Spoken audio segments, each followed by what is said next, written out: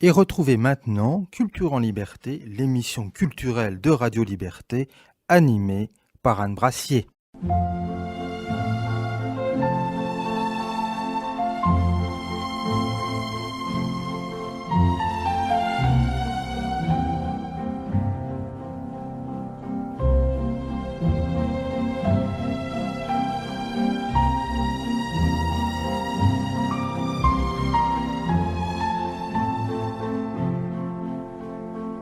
Bonjour chers éditeurs, nous reprenons notre conversation avec Odon Lafontaine. Bonjour Odon Lafontaine. Bonjour Anne Brassier. Vous avez écrit un livre extrêmement riche qui s'appelle La laïcité, mère porteuse de l'islam, avec une préface de Rémi Brague de l'Institut, avec le père Michel Viau. Et ces trois noms, laïcité, mère porteuse et islam, sont extrêmement bien choisis parce qu'en fait, on est en plein dans la situation contemporaine et je dirais les problèmes contemporains, pour ne pas dire les drames contemporains. Puisque là, maintenant, nous en sommes au drame. Alors, nous avons vu la semaine dernière, nous avons défini ce mot de laïcité. Vous avez bien montré que la laïcité était une idée chrétienne, c'était une organisation chrétienne, avec la séparation entre le clerc et le fidèle qui n'a pas de fonction dans l'Église, le laïc. Voilà, le laïc. Et après, on a découlé la différence entre le pouvoir temporel et le pouvoir spirituel, et que ce sont des princes chrétiens qui ont lutté pour obtenir cette indépendance par rapport au pouvoir spirituel, le plus grand étant Philippe IV. Philippe le Le Bel. Et vice-versa. Ce sont aussi des princes de l'Église et les papes, qui ont lutté absolument. auprès des rois pour ne pas se faire écrabouiller par le pouvoir temporel. Et donc, ce statu quo qui s'est installé au cours des siècles, et pour arriver à ce que chacun soit roi en son royaume, c'est-à-dire l'un sur terre et l'autre sur les fidèles qui préparent sur le plan spirituel. Et nous avons vu aussi combien l'islam avait été vénéré par les philosophes des Lumières, ce qui était tout à fait étonnant. Arrivent les persécutions, arrivent le cri de Voltaire « Écrasons l'infâme », qui va être entendu, puisque en 89 jusqu'en 93, on écrase de l'infâme, on écrase du catholique. Jusqu'au Concordat. Jusqu'au Concordat. J'ai envie de dire, vous savez, ça continue. Ça continue, non, mais je veux dire que les persécutions ne sont pas arrêtées en 93. Ça ne s'est jamais arrêté. Elles ont pris une autre forme, mais c'est toujours pareil. Quand on pense que dans notre 20e siècle, on expulse les congrégations enseignantes, on fait l'inventaire des églises pour prendre ce qu'il faut prendre, on est quand même un peu étonné. On a l'impression que une bande les razzias mahométanes n'ont pas fait pire. En fait, c'est exactement la même image, c'est le même comportement. Je rentre chez vous et je me sers. Et puis, c'est une métaphore, mais il faut quand même aller jusqu'au bout des métaphores pour qu'on comprenne bien.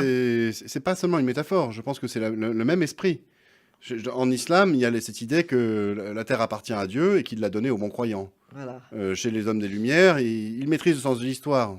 C'est-à-dire que c'est eux qui sont là pour le bien de la nation. La nation a produit des cathédrales, la nation peut reprendre les cathédrales. Voilà. Voilà, vous voyez. Voilà. Alors que ce n'est pas la nation qui a construit les cathédrales. C'est en aucun cas la nation qui a... La nation avec un grand N, au sens du concept... oui. Du concept... La patrie, la nation, c'est un terme bien républicain. En tout cas, nous avons vu que les philosophes des Lumières favorisent l'islam. Vraiment, l'islam est pour eux la voie à suivre, finalement. Et vous nous racontez que dans l'Algérie dite française du temps, que faisait la République? Oui. En fait, les philosophes des Lumières voyaient dans l'islam une religion civile, une religion utilitaire, à même de tenir la société dans le sens de la construction politique à laquelle ils voulaient atteindre, en fait. Et en Algérie, ça a été, dans un sens, mis en œuvre par l'administration... C'est ça, l'application de cette L'administration philosophie. française, en fait. On peut parler d'administration coloniale, mais il faut voir qu'assez rapidement, les territoires colonisés en Algérie ont été assimilés au territoire national et qu'on a eu une administration du même type exactement, avec des préfets, des sous-préfets, que en métropole. Et la loi de 1905, par exemple, ne s'est pas appliquée en Algérie. Il y a eu un régime dérogatoire qu'on a fait là-bas pour pouvoir conserver à l'islam un statut particulier.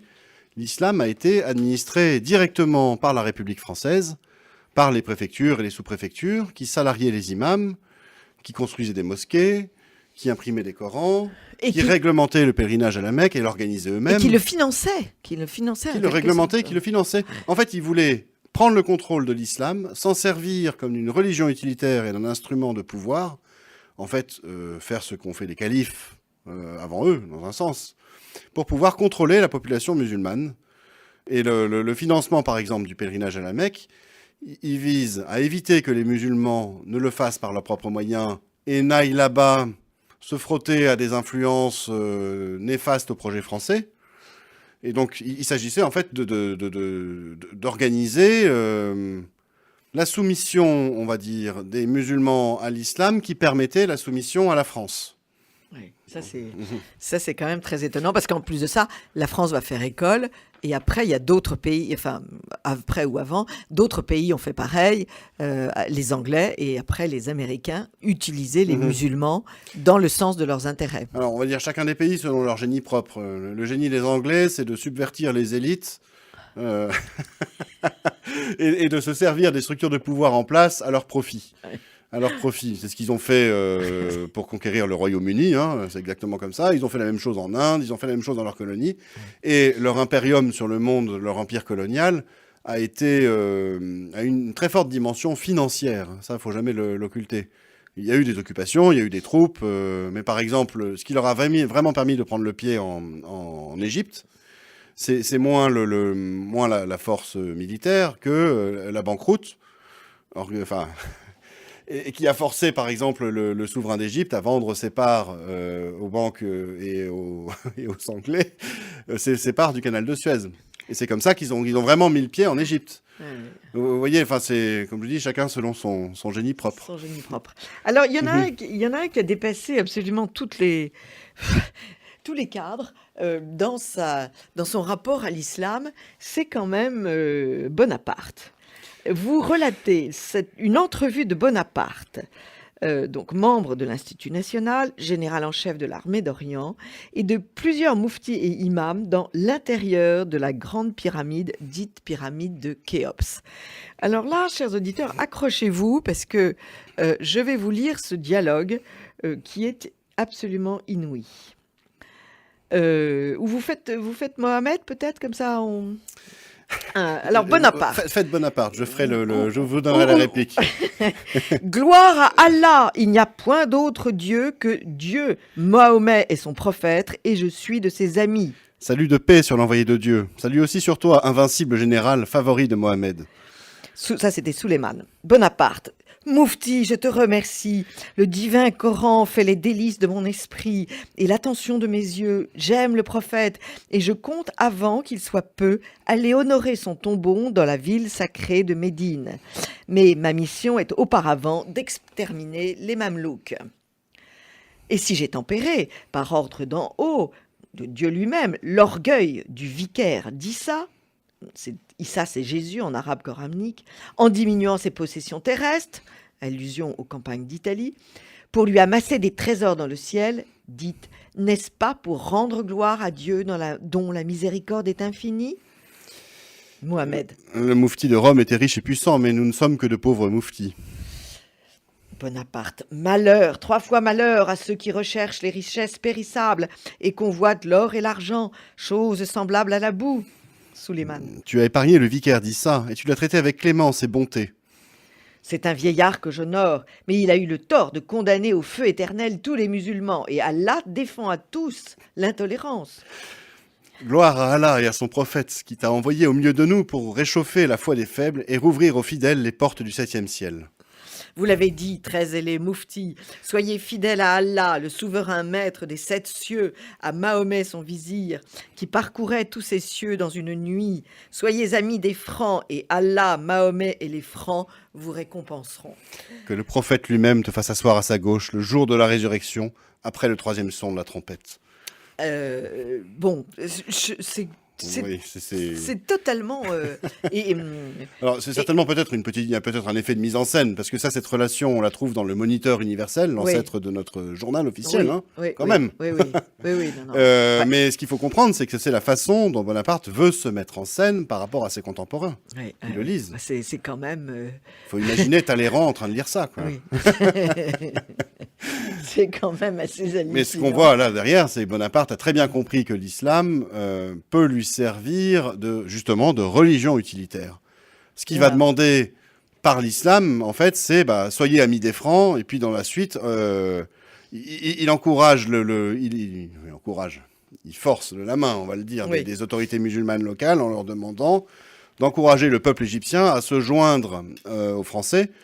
Encouragez-le à se joindre à nous pour achever d'anéantir les Bey et les Mamelouks, c'est-à-dire Les Mamelouks, c'était, rappelons-le, c'était quand même des Européens qui avaient été enlevés en razzia. Oui, c'est les soldats de l'Empire ottoman, enlevés en razzia par des... Donc d'origine chrétienne, qui avaient été convertis. D'origine chrétienne, enlevés enfants, c'est comme les janissaires, en fait. Ouais. C'est les pratiques courantes chez les... Vous rappelez en passant qu'il y a quand même eu 1 250 000 personnes, à peu près, enlevées sur les côtes européennes par les musulmans, ce qui est l'équivalent de l'exil des Noirs, du commerce des Noirs. Alors, qui ont été... Je m'appuie là sur l'historien Robert Davis. Oui. Qui a écrit sur le sujet, qui a montré que pendant les 2 siècles jusqu'au 19e, enfin jusqu'à la fin du 18e, la traite transatlantique négrière est équivalente à la traite barbaresque. Voilà.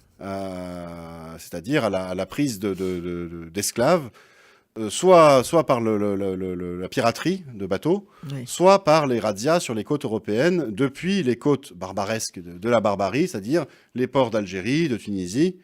Ce pourquoi Charles X a décidé d'aller débarquer en Algérie. Vous avez tout un passage très très intéressant pour expliquer le rapport entre les musulmans et cette Europe qui les soumet. Parce que c'est une alternance de soumission, mais les soumis les dhimmis sont pas toujours les mêmes. Et ça, c'est très, très intéressant. Parce qu'en fait, les musulmans ne connaissent pas tout de suite la victoire et la suprématie que leur religion leur annonçait. Mais en fait, c'est plutôt qu'il y a eu un mouvement de reflux de l'islam dans l'histoire, de décadence, en fait. De décadence... sans rentrer dans le détail, la tradition musulmane est quand même très... tradition musulmane, on va dire, sur la grande geste de Mahomet, les conquêtes des premiers califes, sont très hagiographiques et pas très historiques.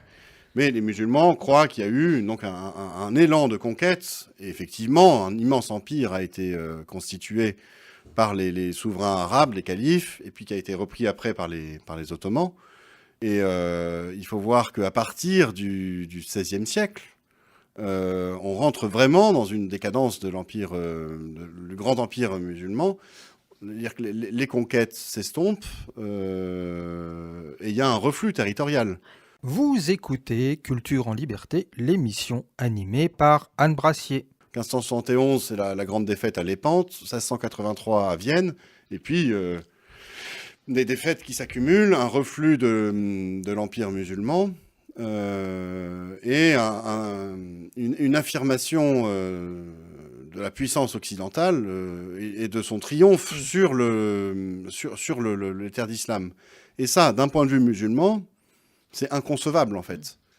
L'islam, en fait... provoque une rancune effroyable. Alors une animosité, rancune, une animosité, une violence. Une violence aussi, et puis un atermoiement, on va dire un désarroi très très important chez les musulmans à partir du 19e siècle, où là, la domination occidentale se fait de plus en plus flagrante, à savoir que des troupes débarquent. On en a parlé de Bonaparte, là, de l'expédition d'Égypte à la toute fin du 18e. Mais juste après arrivent les premières colonisations, ça a même démarré auparavant. Et les musulmans sont bien forcés de réaliser que l'Occident les a dépassés. L'islam, dans un sens, a donc échoué dans ses promesses, échoué en fait à faire des musulmans la meilleure des communautés sur la terre. C'est la promesse du Coran. Au verset 110 de la sourate 3, vous êtes la meilleure des communautés qu'on ait fait surgir parmi les hommes. L'islam a échoué. Et donc derrière, vous comprenez le désarroi, l'animosité. C'est un peu aussi le principe juif. Ils sont le meilleur, ils sont les élus. Oui, alors c'est un petit reste du judaïsme. L'élection du peuple juif, elle se voit pas forcément comme... Alors après, faut nuancer, parce qu'au fil des 2000 ans d'histoire post-chrétienne des juifs, il y a eu beaucoup de changements dans les idéologies des juifs. Mais l'élection des juifs, elle fait pas forcément d'eux les rois du monde. Non. Alors que le concept de meilleur des communautés chez les musulmans, il est vraiment vu pour eux comme les constituants comme la communauté du bien, le camp du bien devant prévaloir sur le camp du mal. Parce que ça se double d'autres références. Hein. Si on va regarder un peu dans le Coran, le Coran assimile par exemple tous ceux qui ne sont pas musulmans, tous ceux qui ne sont pas croyants au camp du diable, au camp du mal en fait. Par leur simple existence en tant que non-croyants fait que, de façon magique, ils se fédèrent les uns les autres, ils sont alliés les uns des autres, et c'est comme ça que vous retrouverez, soi-disant, je sais pas moi, un juif et un nazi alliés ensemble. Pourquoi pas, puisqu'ils sont ni l'un ni l'autre ne sont musulmans. Si on devait suivre l'esprit du Coran, on est là dans des contradictions complètes. Mais si on en revient à notre 19e siècle, l'Occident débarque en terre d'islam, montre sa supériorité, soumet les musulmans. Et là, vous avez différents types de réactions par rapport à ça. Vous avez des musulmans, notamment en Égypte, Mehmet Ali, le grand souverain d'Égypte du début du 19e siècle, qui comprend que y a un retard à rattraper et qui envoie des missions se former en France, fait venir des fonctionnaires français pour remettre à niveau son pays et le doter d'une armée moderne, d'une industrie moderne, d'une administration moderne, de règles de droit modernes. C'est la grande Narda, la grande renaissance en fait de l'Égypte. L'Égypte, faut pas oublier que c'est le plus grand des pays arabes. C'est un pays phare en islam. C'est le pays des grands intellectuels musulmans. C'est le pays de la mosquée de Lazare qui donne la voie du juste milieu pour tout l'islam sunnite. Et donc derrière, ce qui se passe en Égypte a un retentissement énorme sur le reste de l'islam. Et on voit comme ça toutes les terres d'islam sous l'influence de penseurs musulmans eux-mêmes ou de la dynamique impulsée par Mehmet Ali, qu'on va retrouver après dans l'Empire ottoman lui-même, et sous l'influence des Occidentaux présents en tant que colons, en tant qu'agents commerciaux, en tant que banquiers ou en tant que militaires, se mettre en fait au diapason de l'Occident. Et on arrive comme ça dans les années 20, par exemple, dans les années 1920, à une situation où on voit la quasi-totalité des terres d'islam colonisées ou sous influence directe de l'Occident vivre à l'occidental, en fait, en quelque sorte. C'est-à-dire que dans les grandes villes de tous les pays musulmans, on vit à l'occidental, on s'habille en complet veston, on va au théâtre. Les femmes n'ont pas de voile. Les femmes peuvent ne pas mettre de voile. Beaucoup le portent encore quand même. Faut pas non plus. Enfin, en Iran. Mais on est dans un mouvement d'occidentalisation. Oui. Mais il faut comprendre aussi que le substrat musulman est resté. L'islam, en fait, a imprimé dans les consciences de façon très profonde l'idée que, comme on en parlait tout à l'heure, les musulmans sont la meilleure des communautés. Dieu les a choisis, élevés au-dessus des autres hommes, pour que, en appliquant la loi de Dieu, en ordonnant le convenable et en interdisant le blâmable, pour reprendre le verset 110 de la sourate 3, Et ben en fait, ils en viennent à éradiquer le mal du monde. La semaine dernière, on parlait de ça à propos des idéologies des Lumières, éradiquer le mal du monde, construire la société parfaite avec des moyens politiques. C'est exactement ce que propose l'islam. Et donc cette conscience des musulmans est toujours chez eux, en fait. Et donc derrière, ils ont beau voir que l'Occident les dépasse.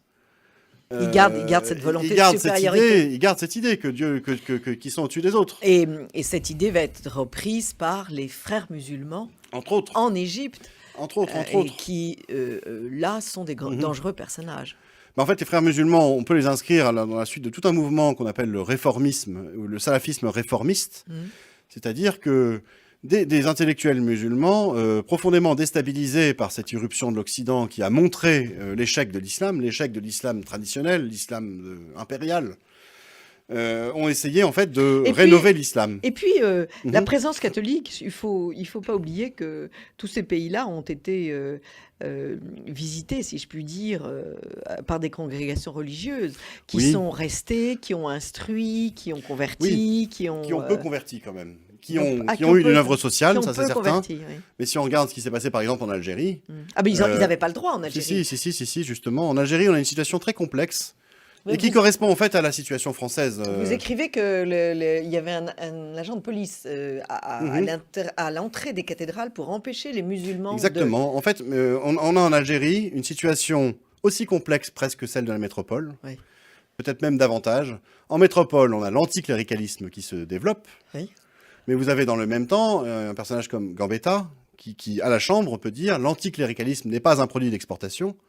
N'appliquons pas notre anticléricalisme dans les colonies. Oui. Servons-nous, au contraire, de l'Église et des missionnaires pour civiliser ces pays. Oui. Dans l'esprit de Jules Ferry, c'est-à-dire les races supérieures, il y a une espèce de marge de l'humanité dans le sens de l'histoire qui va propulser par la raison des états inférieurs de l'humanité. La barbarie. Première marche, l'islam. Deuxième marche, le christianisme. Troisième marche, les Lumières. Ce qui est déjà quand même une idée effroyable et qu'on retrouve dans la bouche de Macron. Il y a ceux qui sont tout et il y a ceux qui ne sont rien. C'est dans un sens aussi l'élitisme de Voltaire dont on parlait et la l'élitisme semaine dernière. de Voltaire, absolument. Oui. Et donc en Algérie, vous avez une situation assez, parfois assez paradoxale où vous pouvez avoir, selon les différents préfets, des interdictions faites aux congrégations ou aux missionnaires d'évangéliser les musulmans, alors que vous pouvez avoir un cardinal qui porte un toast à la République, parce que la République le soutenait dans son œuvre locale. Vous voyez la contradiction, en fait. Oui, absolument.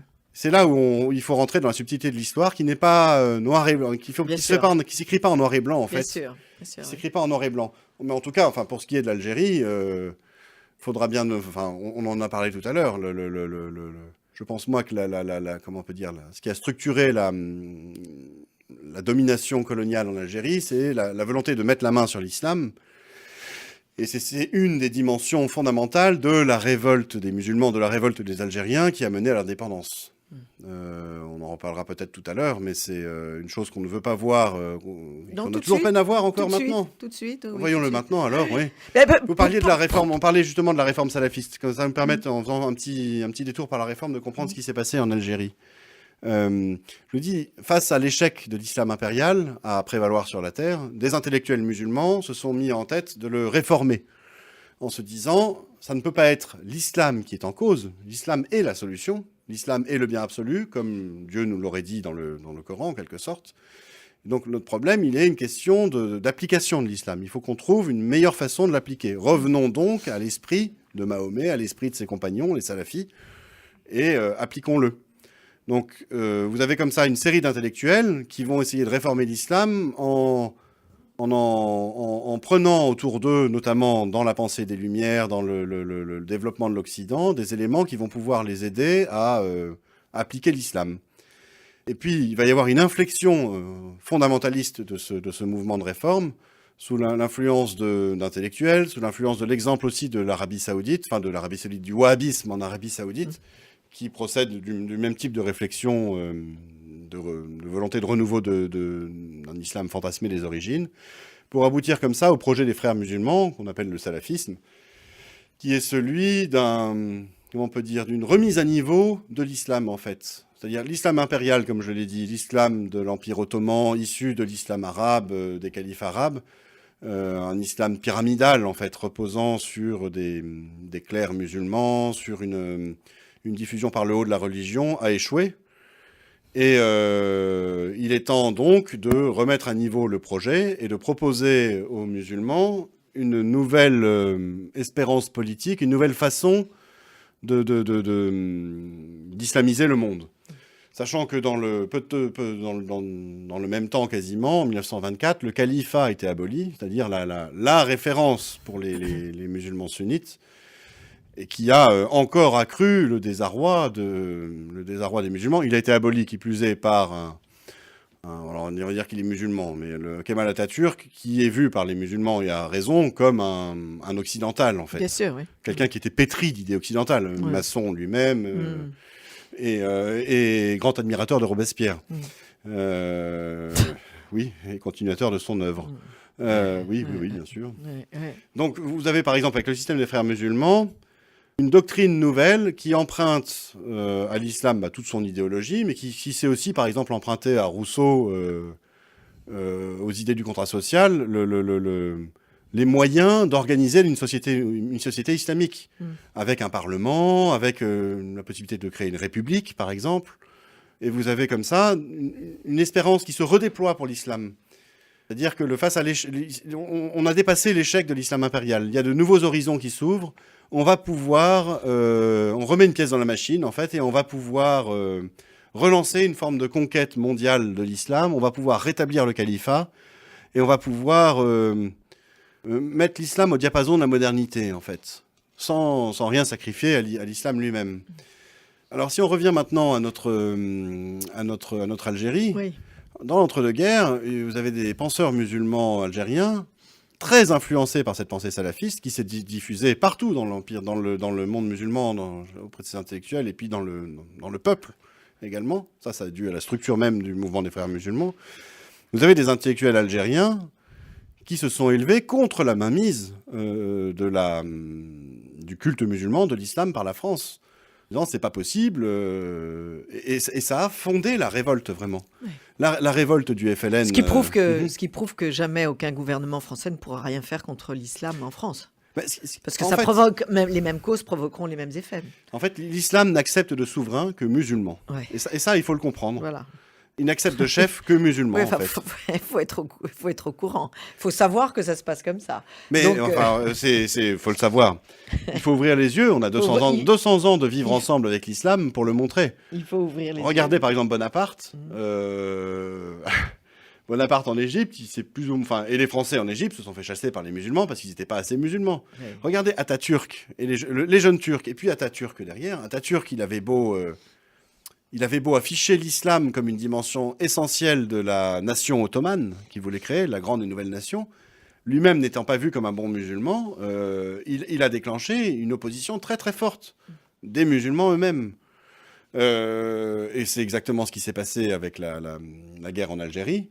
Le mouvement d'indépendance du FLN était nourri. Enfin, son épine dorsale était l'islam.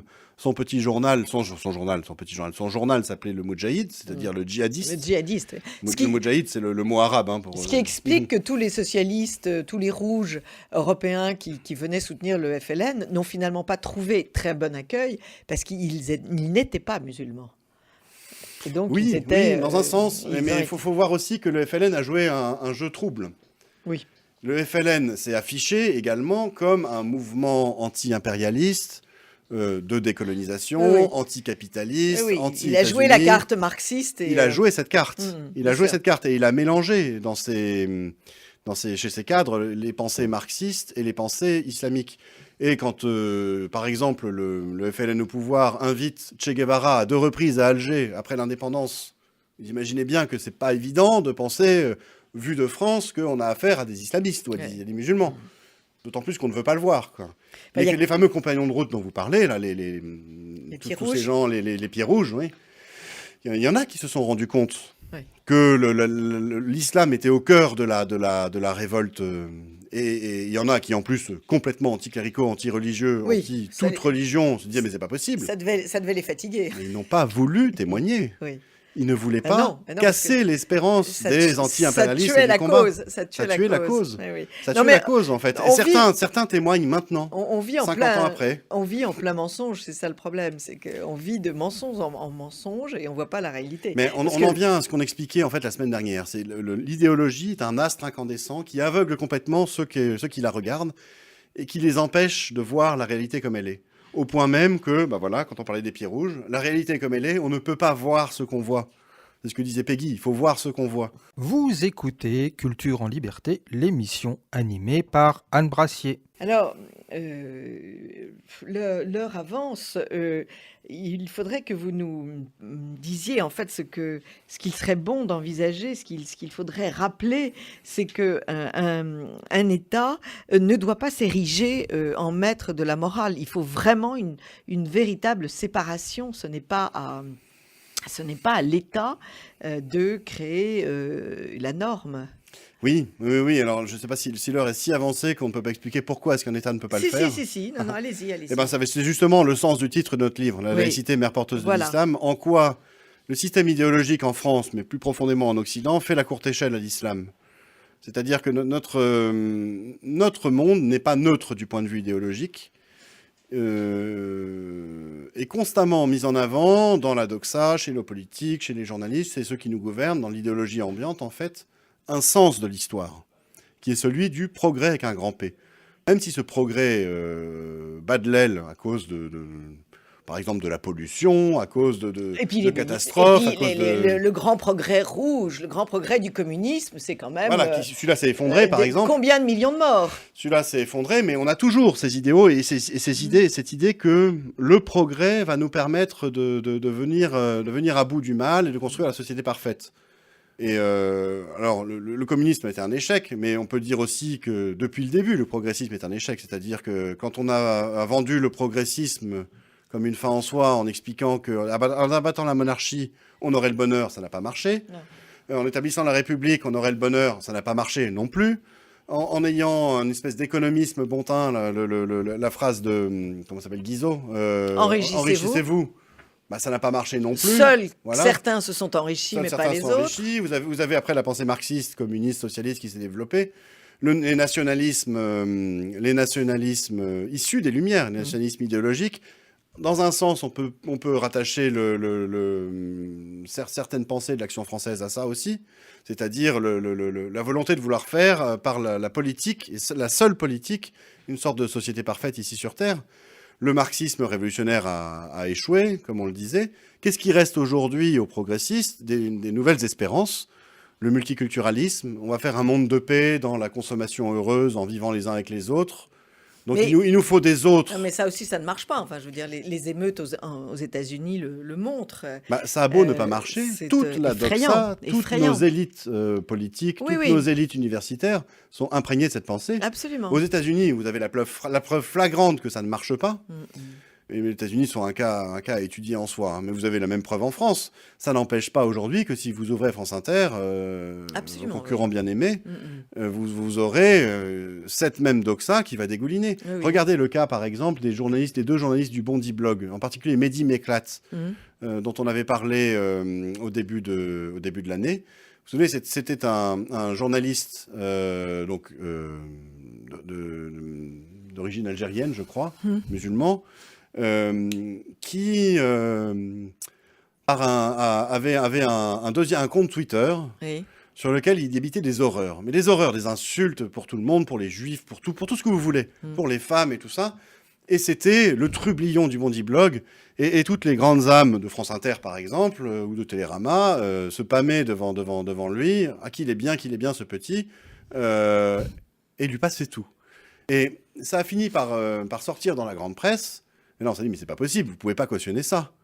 Bah si, en fait. Et pourquoi ça? Parce que il fallait que lui soit là en tant qu'il était un autre. Sans ça, il n'y a pas de multiculturalisme qui tient. Sans ça, il n'y a pas de projet de société qui vit dans la paix et la joie du vivre ensemble qui nous réunit. Vous voyez, il faut un autre, en tant qu'il est un autre. Et en tant qu'il est, de ce fait, quelqu'un qui n'est pas soi. Ouais. Quelqu'un qui est... Ça tourne oui. quand même, ça tourne quand même un peu à la folie là. Ça tourne à la folie. On est Mais dans le délire. Là. quand je vous parlais tout à l'heure du fait qu'on ne peut pas voir ce qu'on voit, l'idéologie empêche de raisonner, en fait. L'astre incandescent. L'astre incandescent empêche de raisonner. On ne je raisonne retiens. qu'en fonction du projet. Je retiens. Et donc, en fait, ce multiculturalisme, il a érigé le musulman, l'immigré musulman, comme nouvelle figure du prolétaire, comme nouvelle figure de celui qui fait le sens de l'histoire, vous voyez ? Et c'est pour ça, en ce sens-là, que très fortement, il y a un marchepied qui est fait à l'islam. On peut parler de compromission très grave de nos hommes politiques avec des puissances musulmanes, par exemple. Ça, c'est une chose. Mais à mon sens, ce qui est bien plus profond, c'est ce qu'il y a dans le cœur des gens. C'est-à-dire que là, ça fait 20 ans, 30 ans, 40 ans, que pour le français moyen, tous les jours, on lui dit que il faut vivre, il faut tolérer, par exemple, l'islam, il faut accepter il faut accepter l'autre et que l'autre est un en lui-même, il est une bénédiction. Oui. Et petit à petit, on en vient comme ça à ce que les gens eux-mêmes ne se révoltent pas. Enfin, quand dans la gare de Marseille, il y a 2 petites filles qui se font égorger. Là, on commence à en voir, les limites. Ça commence à provoquer une légère schizophrénie. On commence à en voir les limites. Alors, on pourra toujours dire que le gars de Marseille était un fou, un déséquilibré, un autre. Il faut voir que les fous déséquilibrés et autres qui ne sont pas musulmans ne font pas généralement ce genre d'attentat. Ça arrive, ça arrive. On appelle ça des faits divers. Si justement celui-là, on l'a pas qualifié de fait divers, c'est que les journalistes, le peuple se rend bien compte qu'il y a quelque chose de plus derrière que la folie et le déséquilibre. Alors, il nous reste 20 minutes. Qu'est-ce que vous... Bon, il y a toutes les compromissions avec l'argent du pétrole et l'argent de l'Arabie Saoudite. Et donc, déjà, les compromissions très, très avancées. C'est tout juste si on ne fait pas bourse commune. Et si même l'Europe et l'Amérique qui fonctionnent avec... Notre monde issu des Lumières a libéré les puissances d'argent, en fait. On en parlait un petit peu la semaine dernière en parlant de l'économie médiévale. Enfin, de l'économie, c'est un anachronisme de parler d'économie au Moyen-Âge. Mais les Lumières, en fait, ont légitimer la croissance et l'argent en tant que... Les Lumières ont libéré en tout. tant que nouvel horizon, mais c'est plus que l'argent en particulier. L'argent est devenu une bénédiction en soi. L'argent était l'instrument du salut de la nation, par le commerce, par exemple. On avait cité l'encyclopédie la semaine dernière. C'est très protestant, ça. Mais les Lumières n'auraient peut-être pas été allumées sans le protestantisme. Et donc, si on en revient à cette logique d'argent, ce qu'on a libéré, c'est les interdits moraux qui pesaient sur l'argent, les interdits du catholicisme en particulier, enfin les interdits, c'est du bon sens, expliquant que l'argent n'est pas une fin en soi, que l'homme ne se nourrit pas que de pain, l'argent est un très mauvais maître et il faut savoir l'asservir et ne pas se faire son serviteur. On ne peut pas servir Dieu et l'argent, par exemple.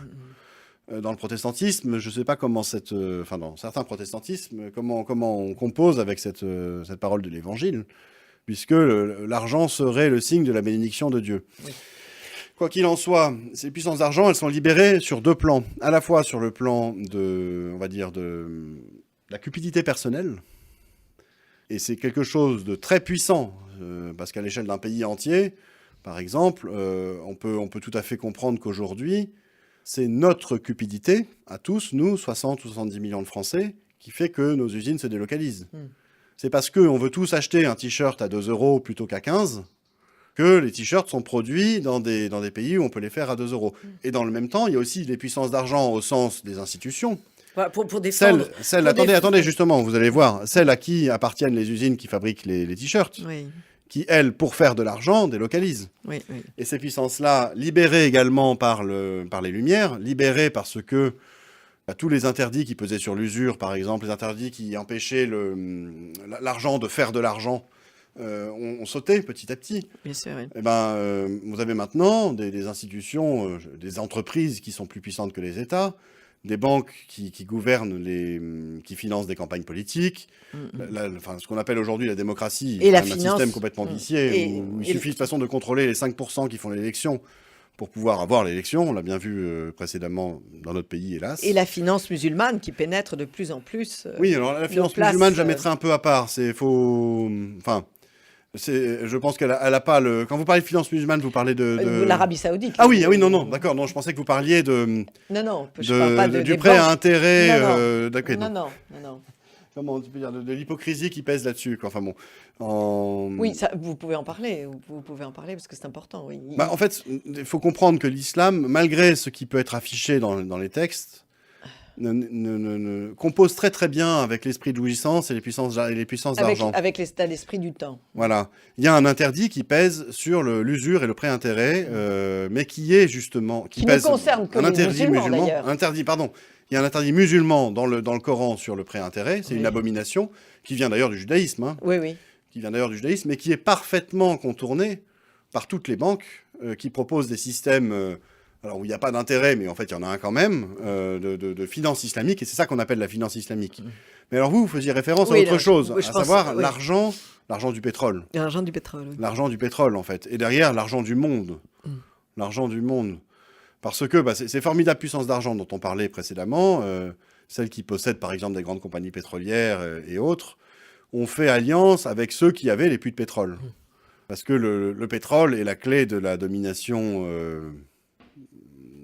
comment on peut dire ça, le fait que le pétrole soit facturé en dollars, donc le fait par exemple que le pétrole saoudien soit facturé en dollars, assure ça fait que l'OPEP facture en dollars, et si l'OPEP facture le pétrole en dollars, tout le commerce du pétrole est facturé en dollars, si tout le pétrole est facturé en dollars, tout le commerce mondial est facturé en dollars, donc le dollar est la première monnaie mondiale des échanges, donc la première monnaie de réserve dans les banques centrales.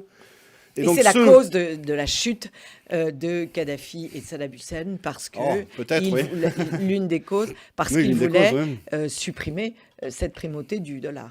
Oui, on a vu. Il est très probable en fait que chacun d'eux ait essayé de vendre son pétrole dans une autre monnaie que le dollar. Oui. On parle aussi de l'assassinat de Christophe de Margerie. Oui. Est-ce qu'il n'avait pas eu des velléités de faire vendre par Total du pétrole en roubles ou en euros, et donc derrière peut-être de faire sortir d'amoindrir la domination du dollar, et surtout d'amoindrir la puissance de ceux qui contrôlent le dollar. Des grandes banques américaines, internationales, américaines, anglaises, de la City ou de Wall Street, qui tirent profit de leur capacité à émettre des dollars, en fait. Et là, on est au cœur de la très haute oligarchie mondiale, dans laquelle il y a une fusion entre la superclasse wahhabite et pétrolière en général, et la superclasse financière. C'est-à-dire qu'on a les mêmes... si vous prenez, par exemple, ça, c'est une chose intéressante. Je n'en ai pas parlé dans mon bouquin, mais... vous savez que la fortune, par exemple, des Ben Laden, la grande famille Ben Laden, très grande famille saoudienne, est gérée, entre autres par le fonds Carlyle, en même temps que la fortune des Bush, très grande famille de la côte Est.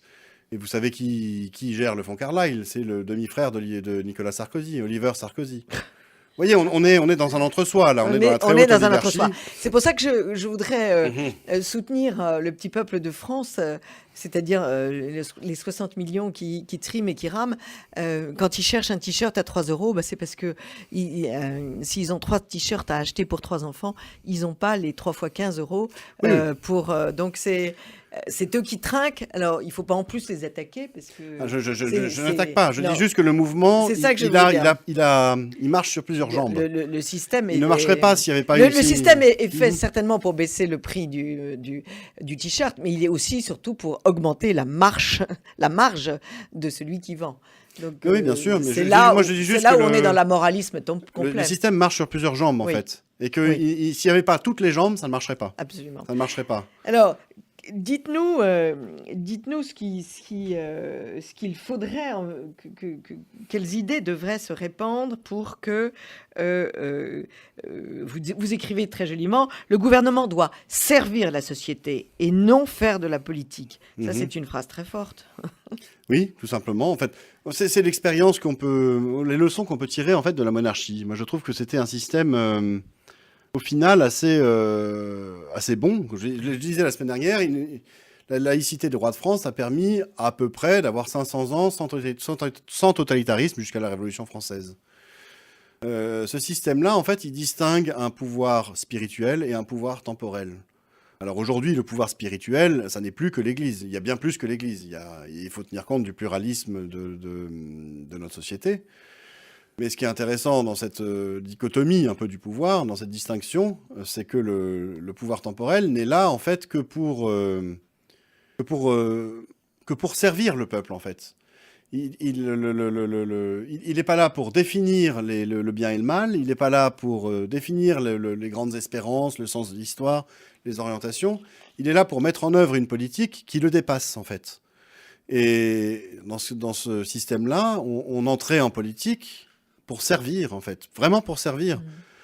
C'est dans ce sens-là qu'on peut parler de serviteur de l'État, en fait. Vous écoutez Culture en Liberté, l'émission animée par Anne Brassier. Et là, maintenant, c'est plutôt se servir. Se servir ou s'en servir. Ou s'en servir. Ou s'en servir, même. Absolument. C'est-à-dire qu'on voit aujourd'hui de plus en plus, on voit aujourd'hui de façon de plus en plus flagrante la dérive totalitaire du pouvoir. Enfin, qui n'est pas une dérive, hein, c'est l'affirmation de son identité, de son ADN.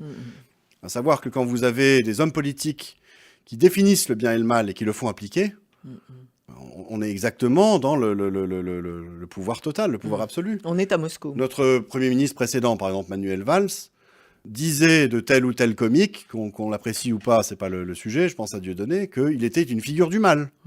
C'est pas que Dieudonné a fait quelque chose de mal.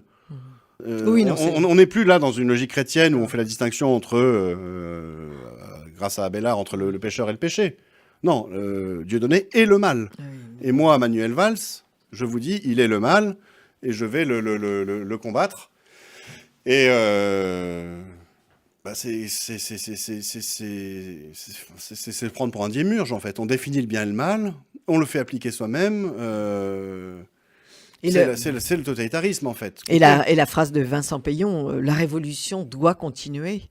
La révolution n'est pas terminée. La révolution n'est pas terminée. Elle ne sera jamais terminée tant qu'en fait on n'aura pas abattu le catholicisme. Tant qu'on n'aura pas abattu le catholicisme, là, quand même. C'est-à-dire, en fait, tant qu'il restera nos des jours sont espérances comptés. et un sens de l'histoire qui nous échappe, sur lequel on n'a pas de contrôle. C'est exactement ce que reprochaient Rousseau et Voltaire au christianisme, en particulier Voltaire. C'est-à-dire qu'on ne peut pas contrôler quelqu'un qui a deux patries. Quelqu'un qui croit dans la cité de Dieu et dans la cité des hommes, en fait. Et cette personne-là sera libre, en fait. Enfin, elle a les clés pour rester libre, plutôt. Elle a les clés pour rester libre. Et c'est bien pour ça que Vincent Payon s'est levé spécialement contre les catholiques. Il ne s'est levé pas vraiment contre les juifs, hein, il est lui-même, ou contre les bouddhistes. Alors, quelles sont les pistes pour agir? Quelles sont les... Alors, déjà, la première des choses, puisque là on est quand même dans le contexte de problèmes très graves liés à l'islamisation du pays, c'est la libération de la parole sur l'islam. Oui. Ça, c'est à mon sens vraiment il faut le B à bas, faire sauter toutes ces lois stupides. Et ça permettra... liberticides. Alors, il va y avoir des critiques stupides sur l'islam, vraiment du type... un peu à la Charlie Hebdo, du genre les musulmans sont tous des idiots, je sais pas quoi, il faut tous les mettre dans des camps. Enfin, des choses bêtes et méchantes comme ça. Oui. Et là, ça arrivera. Des choses qui justifieront le choc des civilisations et qui flatteront ceux qui en tirent profit. Et on le voit un petit peu en ce moment. Moi, je suis assez méfiant de ce qui paraît dans la presse, où on essaye en fait d'attiser des logiques de guerre civile. Mais ce que je voudrais, moi, c'est qu'avec une parole libérée sur l'islam, il puisse y avoir une critique intelligente qui se fasse jour, à savoir une critique des fausses espérances portées par l'islam, ou du moins des espérances que porte l'islam, et de ce en quoi elles n'ont jamais réussi à aboutir, en fait. Est-ce que l'islam est vraiment la solution pour le monde ?